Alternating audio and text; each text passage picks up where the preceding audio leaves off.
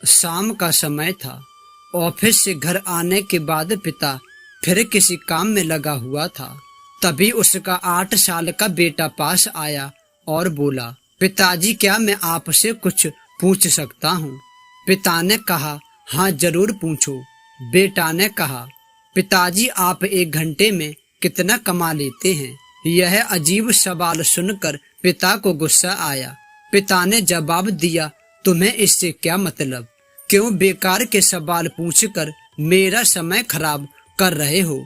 देखते नहीं मैं काम में बिजी हूँ। बेटे ने कहा, मैं बस जानना चाहता हूँ आप 1 घंटे में कितना कमा लेते हैं?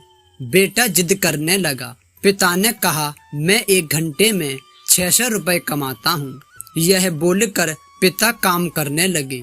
बेटा सिर झुकाकर कुछ सोचने लगा, फिर सिर उठाकर बोला, पापा मुझे आप 400 रुपए उधार दे सकते हैं? यह सुनते ही पिता का गुस्सा बढ़ गया।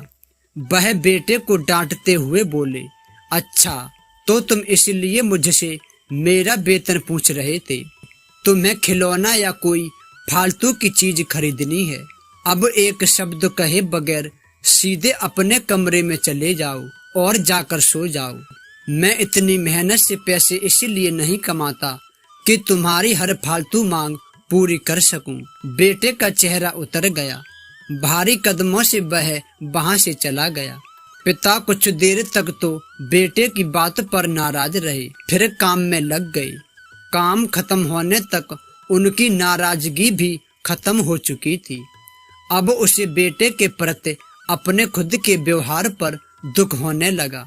वह सोचने लगा कि हो सकता है बेटे को सच में किसी जरूरी चीज के लिए 400 रुपए की जरूरत हो। वो वैसे भी हर समय पैसे नहीं मांगता। वह बेटे के कमरे में गए और देखा बेटा बिस्तर पर लेटा हुआ था। उसने पूछा, बेटा तुम सो गए क्या? बेटा तुरंत उठकर बैठ गया और बोला, नहीं पापा मैं जगा हुआ हूँ।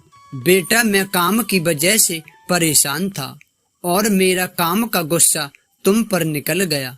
मुझे तुम पर गुस्सा नहीं करना चाहिए था। यह लो 400 रुपए जो उस समय तुम मुझसे मांग रहे थे।